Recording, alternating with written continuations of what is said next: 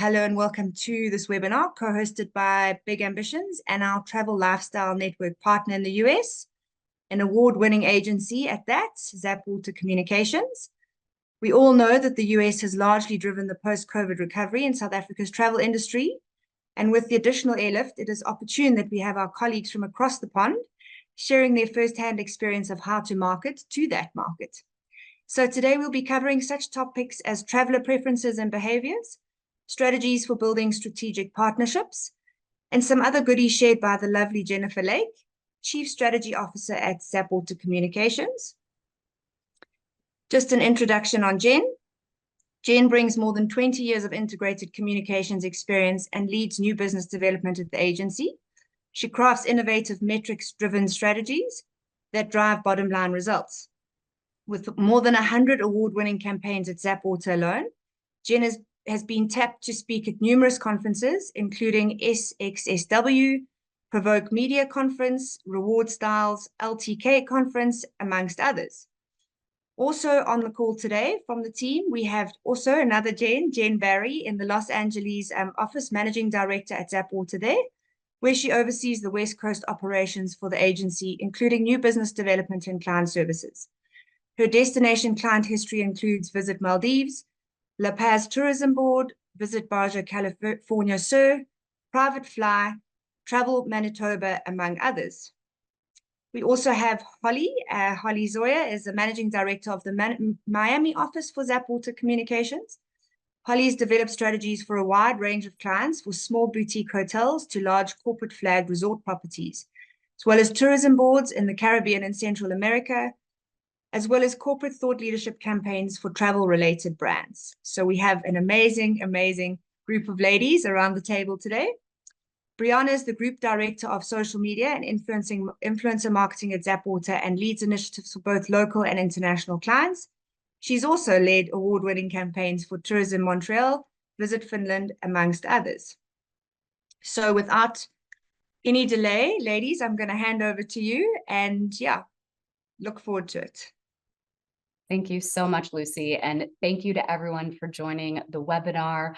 To her point, we really hope that you walk away with a really firm understanding of the US travel landscape and industry as it stands. And moreover, to really provide you with those thoughtful, integrated strategies to help your brands and to reach the US consumers that you're hoping to convert and to visit you. So we very much look forward to going through this. And to Lucy's point, look forward to your questions. So without that further ado, we'll go ahead and share our presentation. Please let us know if you have any issues hearing us. But we look forward to talking about the US as a source market for you. And as you will come to find, we're a very data-driven agency. We really love facts and providing real-time research that will help you and your brands. But before we do that, we're just going to give you a super quick snapshot of why we are experts in the industry. We are very much known for travel and tourism. That is the bread and butter of our agency. We're an award-winning firm, considered one of the best in the United States. We were shortlisted for Best Consumer Agency by Provoke Media, one of the leading industry organizations for PR, shortlisted for PR Week, Outstanding Boutique Agency. So we really pride ourselves in providing best-in-class strategies for our very valued clients across our 3 offices in Chicago, Los Angeles, and Miami. So just a snapshot of some of the industries that we touch, everything from global airlines, destination marketing organizations, and some of the leading hotels and resorts in the world, to name a few. But to Lucy's point, what we're going to cover today, really US travel behaviors, how you can develop those strategic partnerships, and moreover, tailor just tactics to reach the US consumer. So let's start with the US traveler data and insight.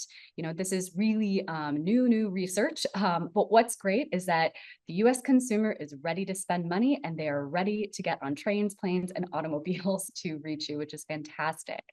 Right now we're seeing about 2.5 vacations a year.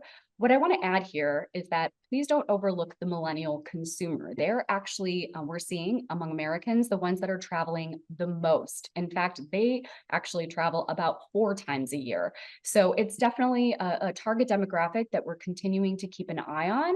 But in general, across all of the audience demographics, we're seeing about 2.5, but millennials leading the charge and wanting to travel the most. 1 in 3 Americans plan to travel internationally. We love to see that stat. It's not just strictly domestic travel. They really, really want to visit new destinations. Moreover, they're ready to spend money. So right now we're seeing vacation average cost is about 1.7K, but we're seeing that continue to rise even amidst the financial market right now, which is pretty fantastic. One final note here too is that Americans are really leaning on credit cards and loyalty points to visit destinations, about 53%. That's something that we're seeing with Americans across all of our clients. They really care about loyalty programs, those credit card points. Those are things that we are consistently seeing. So some of those strategic partnerships are really important. Some of those programs within your individual organizations, definitely keep an eye on. Another thing that we're seeing with Americans and the US traveler is that home is where room service is. They really love staying in hotels. So we're seeing that 78% are preferring hotels, resorts, accommodations where, they have a lot of amenities. But at the same time, home sharing is still high with 44% and only about 11% prefer hostels and camping, but still really cool to see kind of the depth and breadth of how the US consumer is traveling, but hotels reign supreme. Let's talk about the other side of travel. So their biggest fears, the reason why they won't travel. So whether they don't want anyone to raid on their parade, that's certainly something none of us can control. Good gracious, I wish we could, but we can't. So 58% do worry about the inclement weather travel plans, getting sick during the experience, the fear of disappointment, and then safety and crime in the destination being also very, very something that they keep an eye on. So when we talk about packages, promotion, ways to reach the US consumer and just kind of what they're looking for, this pie chart is really interesting in our minds. So 62% are seeking that beach vacation. They want the warm weather, they want the sun. That's just something they very much care about, but they also love a city experience.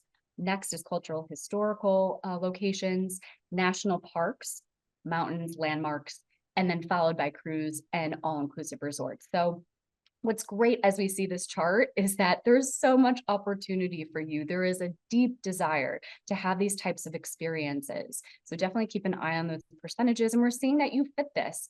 We're seeing great growth just for South Africa alone. We put together this chart to show you we're seeing incredible increases across several of the national parks listed here. So this is just a small snapshot, but really the US market is dynamic and they are very much looking for the beach, the mountains, national parks, and landmarks. Now, how are they selecting their next travel destination? We know what's kind of compelling them to go to beaches, landmarks, and beyond, but how are they making these key decisions? So this is what we're seeing across the board. They very much care about word of mouth and recommendations from friends and family, but they also look to online reviews, those TripAdvisors of the world, travel agent and agencies, still very important. We love to see that. And then social media and traditional media outlets still remaining incredibly relevant. Another thing we'll talk about is podcasts, which we know is the smallest percentage, but we're seeing that grow. What's also really important there, even though again, it is ranked the lowest here, is that it reaches the most affluent Americans. So it's always important to keep an eye on all of these categories, but I would also say don't overlook podcast, even though it's small right now, but it continues to grow. Thanks, Jen. I'm going to talk a little bit about how we are consuming media. The landscape has shifted a lot over the last few years among demographics as new media opportunities come to market. And, as Jen pointed out, there are various ways that we consume media, but also, it's where we go for particular stories as well. And we can, there's meaningful stories on podcasts where, news outlets might be a little bit more quick media and quick stories, but the vast majority of Americans are getting their news online, indicating that there's, it's critical to have a strong digital presence today. Print media is no longer the primary source for information, especially among Gen Z, which overwhelmingly prefers digital platforms over traditional newspapers. So targeting them in social media and digital campaigns is going to be essential Major newspapers, as you can see here, like the Wall Street Journal and the New York Times, continue to be key influencers, but regional influencers or regional publications still hold significant sway in their markets. And we're also seeing a rising trend in paid newsletters and streaming services and podcasts, as Jen mentioned. And so these platforms offer new opportunities in reaching and engaging with US consumers and travelers. Onto broadcast and streaming media. So despite the digital shift, broadcast news is still a major source of information for many Americans. They might not necessarily be getting it from their TVs. They might be, consuming it online. But channels like NBC, CBS, and ABC are particularly popular for, many opportunities, from the morning shows to specialty news programs, which traditionally air in the evening, where we're seeing more meaningful and impactful coverage tied to trends. For example, we have a destination in the Caribbean where we had a big feature story on an environmental program that they are implementing. And we were able to get, a 20-minute segment on a major news station in the evening. Cable channels such as Fox News and ESPN also have provide varied interests, from political news to sports, and that just offers different angles and opportunities for marketing campaigns. And streaming services are highly consumed and are great opportunities with travel programming that reach a huge, more broad audience. And podcasts. Podcasts, like we've said, present an impressive new opportunity to reach consumers, with platforms like Spotify and Apple Podcasts leading the way. The significant number of podcast listeners presents a valuable channel for reaching engaged and growing audience, and again, more of the affluent tier audience. And online audio is also widely used across all age groups, making it an effective medium for a broader audience as well. So things to think about. Oh, sorry, Jen, did I jump into yours? No, please. No, I'm good. I think that's it. Amazing. No worries. Okay, so additional travel considerations, as we mentioned. Wow, what a monumental year. As Lucy mentioned, we are very clear that there is just incredible momentum for the markets. US remaining a top source market for South Africa, incredible increases. Same with Kenya, with 14% of total travelers, Tanzania, for example. So across the board, we're just seeing great momentum in 2024. It is not stopping. And, as we mentioned, there's some contributing factors for this. One of the things we're so happy about is the increase in flight lift and nonstop direct flights by United, Delta, but even seeing great progress with Kenya Airways with 2 additional new routes to New York. So there really is this renewed interest among Americans for Southern Africa as a travel destination. We love to see it. Record arrivals. We also love seeing the awards that are being accomplished of the individual destinations and brands. One great example with Nairobi was named Best in Travel, the top spot in 2024 by Lonely Planet, which is a very reputable news source across the world, but especially in the United States. So we're just so thrilled to see this, and all of the data is pointing to opportunity. We also are seeing that US traveler, the reason they're coming is definitely for leisure travel. They are coming for holiday, and that's followed by visiting family. Business remains very small percentage. So really those leisure packages, promotions, tailored campaigns continues to be incredibly important for the US consumer.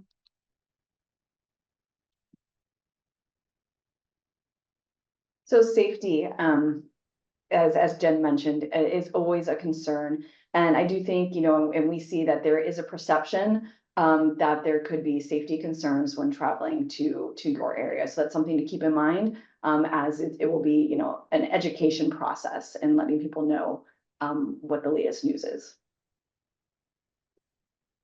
So US travelers like to travel with purpose. They want to recreate an itinerary, travel for a special event or an exclusive experience. And on top of all of that, they want a package or discounted rates or some sort of added value to really entice them, to make them feel like they're getting as much as they can out of their vacation experience.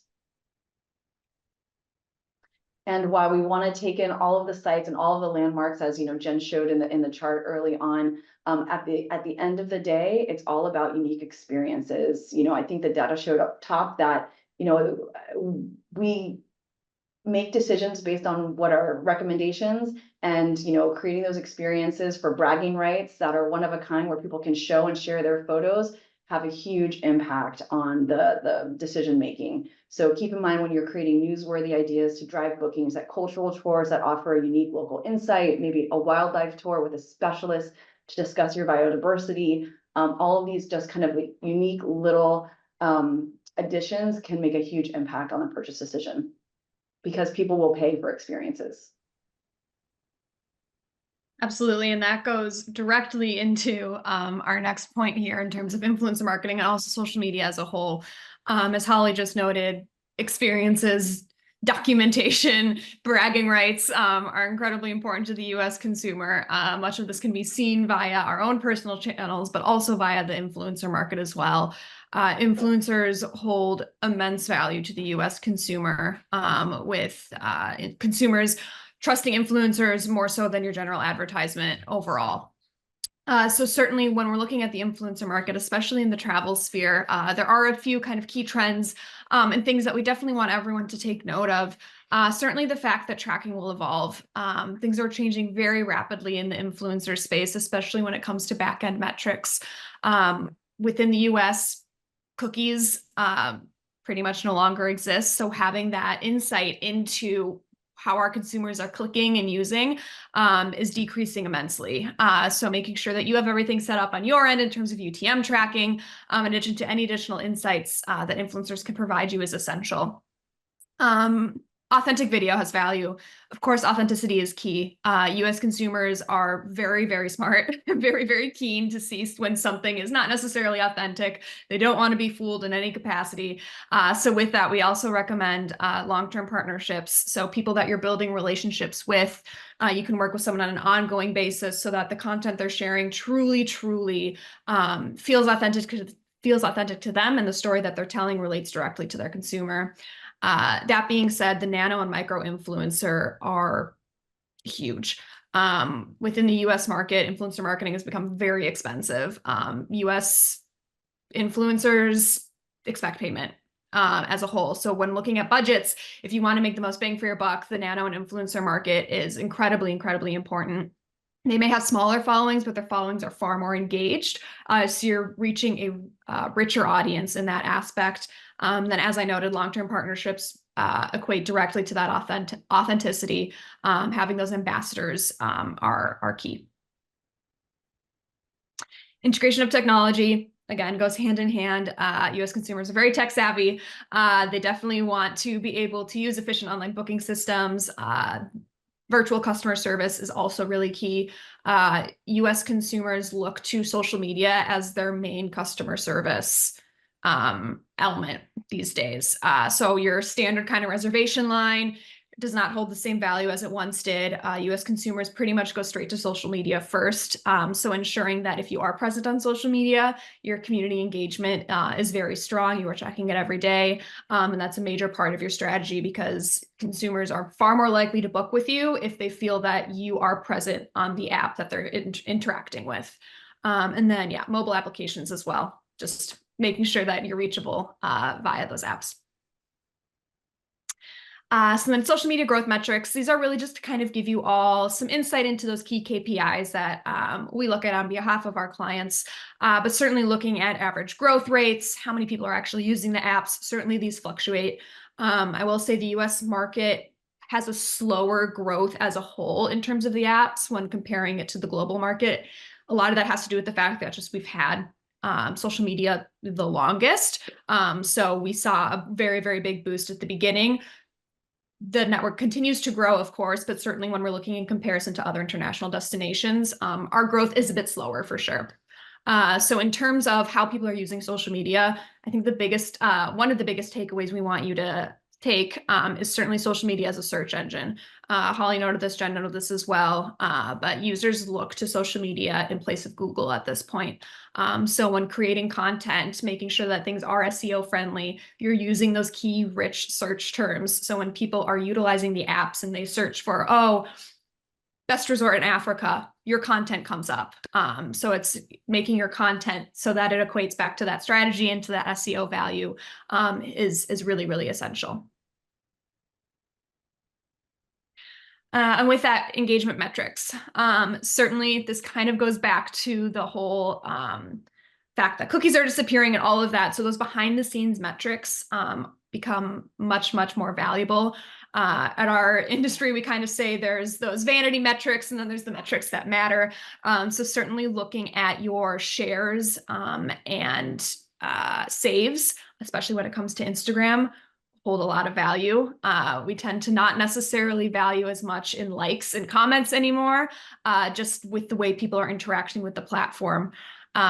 Certainly some of these numbers seem low in terms of engagement, but it's just how people are evolving in terms of how they utilize social media. Another thing to note, 34% of users share that too much self-promotion is a turnoff. I know that feels contradictory for brands that want to promote their brand, but again, that goes back to that authenticity factor. They want content that speaks to them in a way that kind of works seamlessly into their lifestyle and is not so ad forward. They want it to feel authentic as a whole. Yeah. Thanks, Bree. Of course.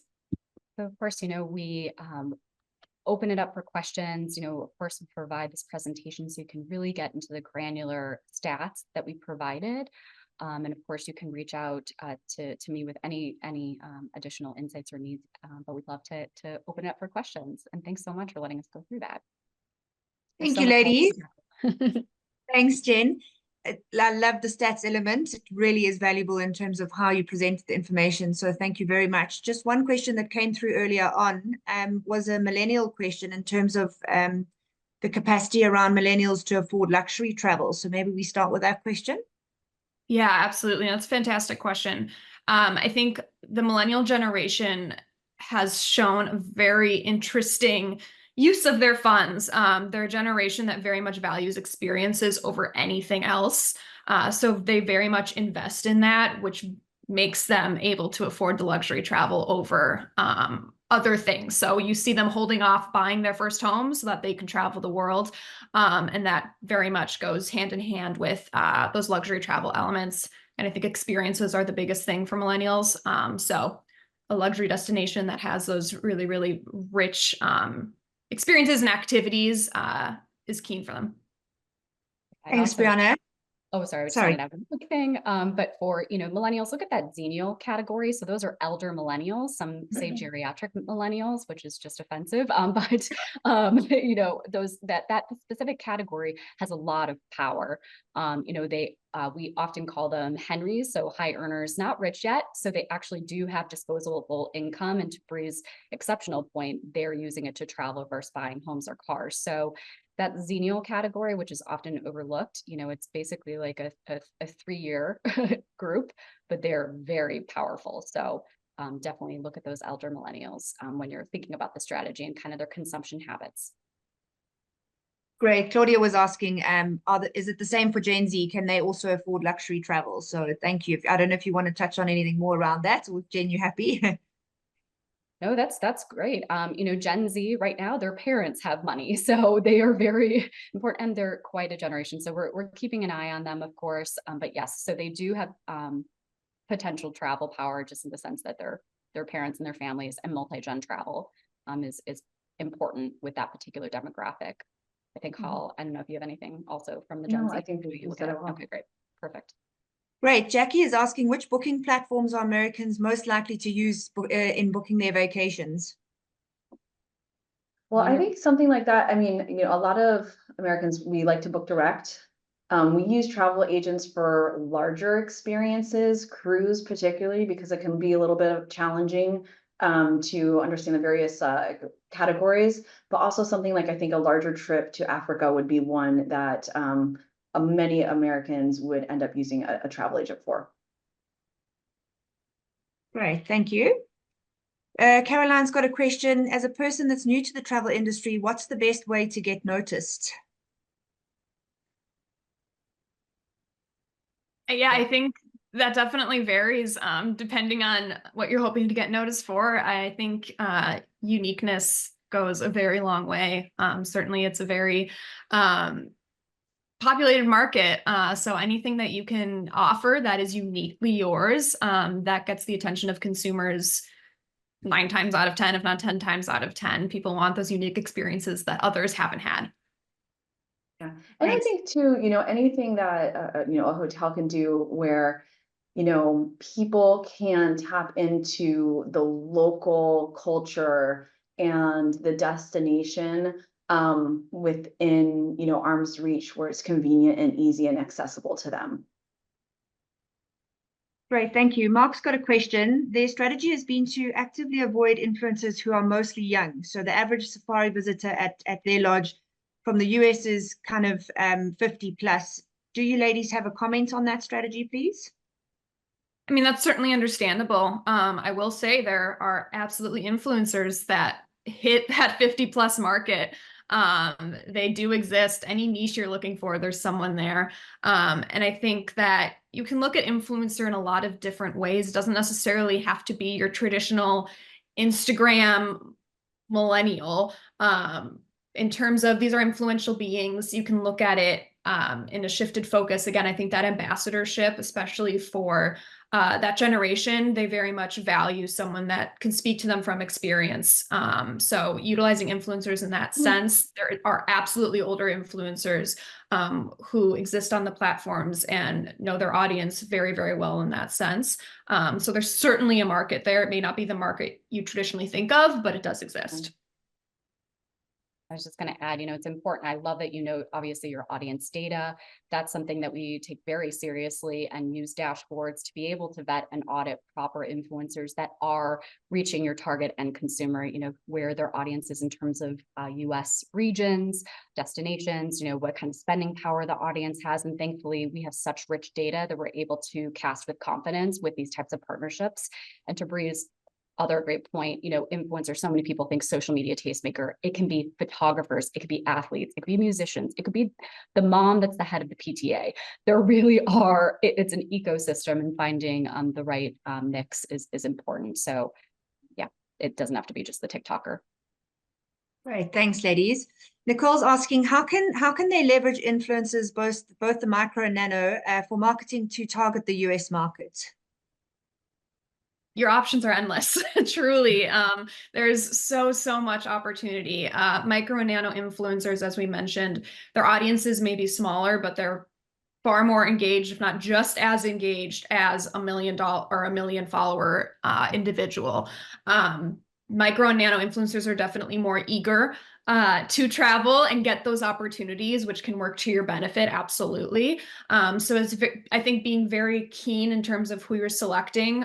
We have, again, our agency ourselves, we invest a lot into some proprietary software that allows us to vet these individuals really aggressively. So ensuring that the people you are utilizing, though their following is smaller, making sure they're the right people for you. So looking at those key demographics, where they live specifically in the States. If you want to target Florida, find someone with an audience that exists there, even if it is a smaller audience. Being actively engaged is really, really essential. And yeah, the opportunities are endless. So we definitely encourage you to start experimenting in that realm. Great, thanks, Bree. This is possibly a question which we might need to detail into the toolkit, ladies, but just there was a request for some more specific figures related to safari holidays from a US market perspective, particularly with the general game viewing and destination planning, trip of a lifetime or special interest. It would be valuable for us to perhaps share some more details on the figures on this market share potentially. I don't know if you want to tackle that now or share in the toolkit after the webinar. Let's share in the toolkit for sure. And it's incredibly important. We know it's very essential. And so I want to make sure we provide robust data to you and go to our sources to make sure we're providing the most real-time insights. So we will definitely provide that. Great, thank you. Two questions here. What packages are most suitable for the US business class? And then how big is WhatsApp in the USA? I can take the WhatsApp question, and I love that someone asked this because I was thinking about this a lot before the call. WhatsApp serves a very different purpose to the US consumer. It's not utilized the same way in the States as it is in international markets. We strictly use it really for a communication platform. It's definitely not something we go to outside of, oh, we need to send a message to someone who may be in a different country, or the security of it. But in terms of a social network, it's very much not as relevant to the US as it is to other international locations. I would say your keen focus should definitely be Instagram, YouTube, TikTok, all of that as noted in the deck in terms of what US consumers utilize. And I'll take the first part of the question, but would you mind restating it? It had something to do with packages? Yeah, what packages are most suitable for the US business class? I think, in terms of packages, we see a lot of our clients, there's kind of like two different types of packages. There's the type of package that you create for the business class that is just for getting attention. There's a lot of competition when it comes to packages. And for the most part, we're creating ideas that are buzzy and newsworthy that are gonna get yourself in the media that will then, entice somebody to do some deeper research. And then there's the package that's more, added value, right? Where, perhaps it's, and themed, right? So there might be a romance, there might be a family, things like, free breakfast or, some sort of credit, really do a great job with that market in particular. Great, thank you.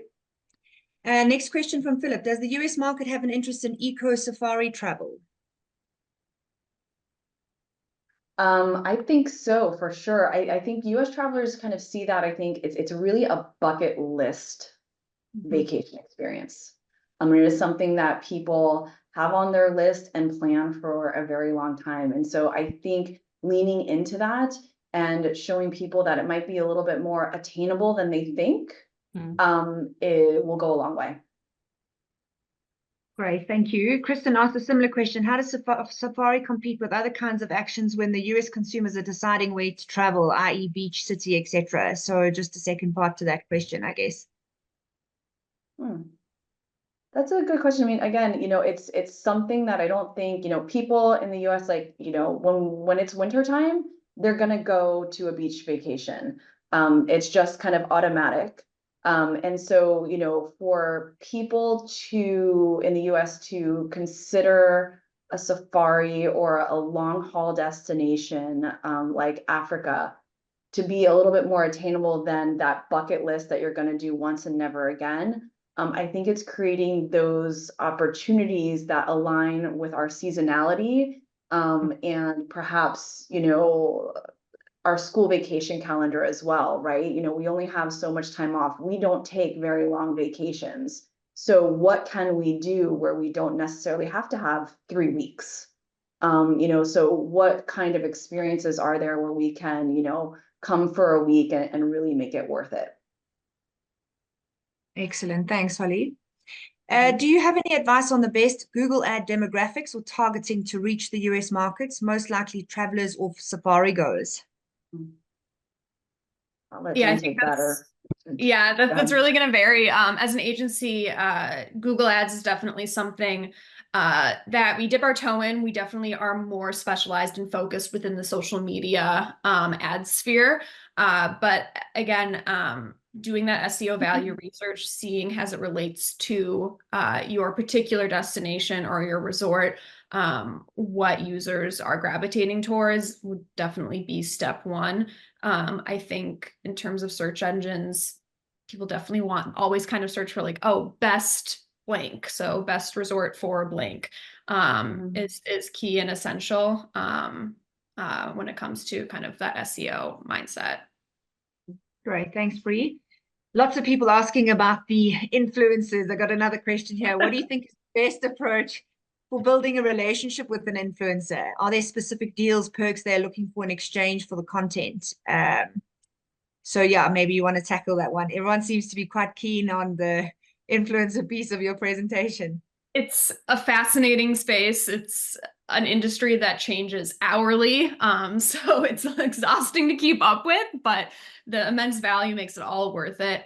In terms of building relationships with influencers, it's a very much so, it's a more personal exchange. I think when comparing things to kind of your traditional media outreach, when it comes to building those relationships, being able to go in and taking them seriously is really important as well. For many influencers, especially in the States, it's their full-time job. It's how they're making their money. And knowing that you respect that and honor that goes a very long way. I think in terms of what packages and things, many of them do feel them as though they're celebrities in their own right. Sometimes you have to cater to an ego. It's a very, very delicate mix. But I mean, yeah, the more you're able to offer, the more you're going to get out of an influencer. And so I think that's always important to note. If you're able to give them an all expenses paid trip, you can ask for more content in exchange. If you're able to pay them, you can ask for more content in exchange. If you're only able to offer a flight, and maybe not the actual stay itself, just know that and keep that in mind when you are negotiating those deliverables. That's really what it comes down to. It's absolutely a value exchange. And certainly if you do have kind of this ambassadorship program that we were talking about, you can spread that all out throughout a year in terms of what you're looking to get. But having established KPIs set forward, what is it you're looking to accomplish? Do you just want to build awareness? Do you want conversions and actual bookings? Those are all important to keep in mind because those will determine who it is that you should be working with. Definitely stage one should always be awareness. And then you dive into kind of those more rich conversion metrics for sure. Utilize your social media. You can DM with an influencer. There's nothing wrong with that by any means. And I'm sure you're probably getting requests on your social media DMs as well. So that goes back to that community engagement aspect and making sure that you're present on your platforms. So you're not missing those great opportunities that come through. I just want to add one thing too, Bree, that we often discuss too, just as like a new incentive that influencers are looking for, especially in the travel space, but across most verticals, affiliate. Yeah. Affiliate is huge in the United States and only growing. So influencers love receiving commission on bookings, especially when you're looking at something like a safari. That is a big paycheck at the end of the day, whether it's 2% or 12%. So we, as an agency, for example, created and employed an affiliate program for Marriott properties across US and Canada, saw incredible conversions, and they're building out even more strategies and components related to affiliate because of how successful it has been. It is incredibly important. You can do it whether you're, small or large, but, doing it and building those programs is important because the US traveler or US influencer is looking for that on top of payment. They want to be able to showcase their audience, like, here's where you stay, here's where you can book, and then they get a kickback for the reservation. And they love that. And we're seeing that grow more and more year over year. Mm-hmm. Fantastic. Thanks, ladies. Would you say that the tailor-made bespoke travel is bigger than packages for the luxury clientele? That's a question from Philip. Yes, 100%. Easy answer. I was like, end of story here. Not much more to say to that. Yeah, it's bespoke. I mean, being able to say that, a bespoke travel, perhaps you can give a traveler a tour of an artist's home, a private dinner in, a special, national park, things like that. Hands down, that's what they care about. Mm-hmm. Perfect. Thank you. Les asked, is there a sweet spot in terms of the number of nights that the US market are interested in, taking public holidays or seasons into account? We definitely don't take long vacations. I think, 7 nights is kind of, for, a winter break, a spring break. Summer travel will be a little bit longer. But through the school year, September to May, you're looking about 7 days max. Summer, we'll possibly take a little bit longer, up to about 2 weeks. Perfect. Thanks, Hal. Are US travelers more interested in all-inclusive packages versus more personalized tours? And the second part to that question from Anya, and for HNI travelers, how high does the exclusive experiences still rank? So things like the private chefs for dinners, etc., especially given the 1 week or so time frame. Those are great questions. You know, so the all-inclusive is still a very important experience or offering for a particular demographic. And we are seeing a lot of coverage on all-inclusives here in the US. A lot of, especially within the Midwest, a lot of people, they understand what they're getting when it's all-inclusive, and they really just want a turnkey experience. And it's easy for them. So hands down, yes, all-inclusive is still very important. For the more, affluent market, those, again, like I said before, those private experiences, yes, that's more important over the all-inclusive. We are seeing a lot of, private villa, private island experiences, that being an all-inclusive experience, and that kind of goes hand in hand. But I don't think, the high net worth traveler is really focused on the all-inclusive experience. They're more about the unique bespoke experiences instead. Thank you. Just another step onto that question as well. How far in advance does this market typically book a vacation to South Africa or Africa? That's something I think Jen might have to get some stats specifically for that market. Our booking times are fluctuating.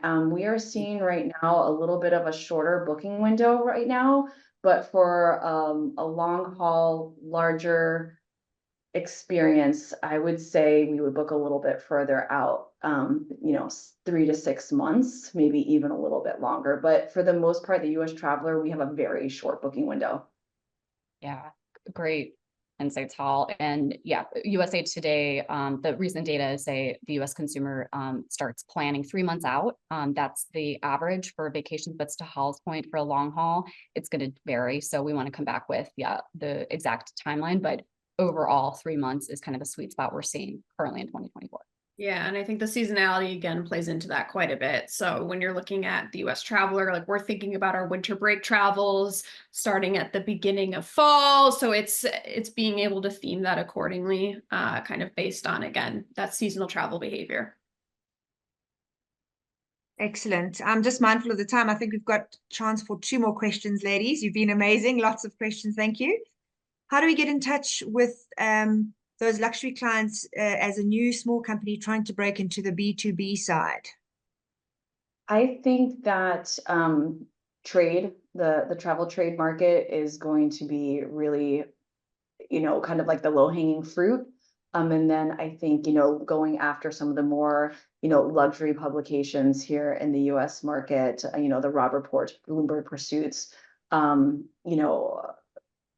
and identifying, just really, it's more about with that market, the quality that you're putting out and the unique story angles versus the quantity. Excellent. Thank you. Lisa's asked, are there shows you would recommend to connect with the travel trade? Yes, and actually, it's funny enough, I was thinking to myself, what I stopped talking, I said, there's also some great shows to reach that market. Totally. There are certainly a number of shows. One that is very exclusive that we are finding to be really impactful for the luxury traveler is called LE Miami. And it takes place in South Florida, I want to say in the June timeframe. There's a Virtuoso trade show. There are quite a bit of great trade shows. So I would definitely spend some time looking to see what works for you and your market and your budget, but also think about various niche markets, because there are some great, wellness and spa shows. There's some great culinary events. So there's a wide range of opportunities to reach the travel trade. Do you want to briefly touch on IMM just as an opportunity in general? Oh yeah, thank you. That's a great one. Huge. IMM, which, there are various IMM shows around the world. So a lot of you might be familiar with it in your own market, but it's an opportunity. It's hosted by Trav Media, which is basically a social media network for journalists. And they have an event in New York every January where it's basically, you know, speed dating with journalists. There are usually about 400 to 500 journalists that from all of North America, and not just the US and Canada. And you have to be qualified and invited to attend. So again, very high quality journalists. And it is a great opportunity to reach a lot of media in one place at one time and network with them. And, you know, really people there are looking for stories. They're looking for things that are newsworthy and unique. And so you get a lot of bang for your buck by attending an opportunity or show like that. Great, thank you. Claudia is asking about the wellness market, if you can just touch on that for everybody. Yeah, so wellness continues to be a huge trend here. I don't know the stats off the top of my head. I know we have a lot of them. So Jen, maybe you can pull that in the toolkit afterwards. But, you know, wellness has really evolved here in the US and what people want out of a wellness experience. It's more than just, you know, the spa experience, you know, and we are creating opportunities for, you know, wellness kind of categories defined from, you know, mental wellness, not only biohacking, you know, there are various levels of wellness. There are so many opportunities here for that. People, I mean, the market is primed for it. So if you have a wellness offering, you know, flesh it out, and I guarantee you it will be a great opportunity. Connecting with nature, connecting with yourself. There are so many shows for it. I mean, it's huge here, so it's a great opportunity. Excellent, thank you. Ladies, are there anything in your closing comments that you would like to touch on before we close the webinar? Just to reassure everybody that all of the questions that we didn't have time to get to today will be covered in the toolkit, along with the other information, relevant different pieces of content. Thank you again for joining us. I just want to hand over, Jen, if you have any closing comments, or Hull or Bree, please go ahead and share. Yeah, just thank you for the incredible engagement on this webinar and the questions. We are so excited for your market and the potential in the United States, which, to Bree's point, is endless. And you can reach out with any questions, or, you know, if you'd like to connect, we would absolutely be delighted to. So just thank you. And again, we will make sure to supply all the data, insights, and answers to your incredible questions. So just thank you. Thank you, everybody. It's been a pleasure. Yeah, thank you so much. Thanks, ladies, for all your valuable time and putting the content together. It was hugely interesting for me, and I'm sure for everybody else. We really value at Big Ambitions being a member of the Travel Lifestyle Network and, yeah, your partner agency. So thank you again for your time. Thanks to all of you that attended the webinar. Look forward to seeing you in the next one. And yeah, have, wherever you are in the world, it's afternoon where I am, but have a great evening or day, morning to you, ladies. Thanks so much. Bye. Thank you, everybody. Thank Thank you. you.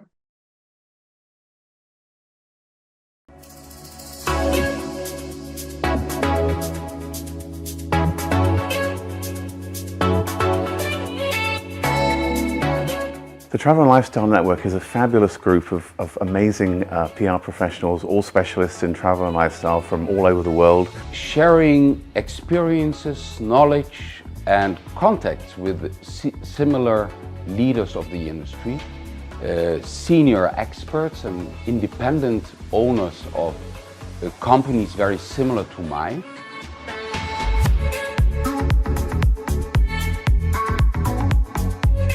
Industry is constantly changing, and I think one of the things that I've been so impressed with by my fellow members is their ability to adapt and change as the industry changes, both the travel and the public relations industry. You know, it's sometimes very lonely running your own agency, and to know that you have people who are going through exactly the same thing as what you are going through, to be able to ask them questions and then for them to bring a global perspective on something that you are grappling with in your own local market. So I really enjoy the collaboration that we share. What's been really rewarding is to see in recent times clients not just coming to one agency but actually coming to the network for a global solution. And I think as we continue to grow and bring really exciting dynamic new members into the fold, that's going to increase on an ongoing basis, and we're really excited about that.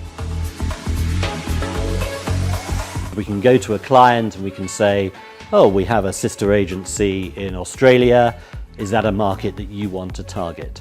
So it enables us to offer a much broader range of services to our existing clients, and that enables us to help other members within the network. The key word is sharing. Sharing experience, sharing ideas. This allows us to have a different way we see things. Me as the founder, like 18 years ago, we were strong believers that only as agencies working together on a global level, first starting of course in Europe, but then trying to conquer the world.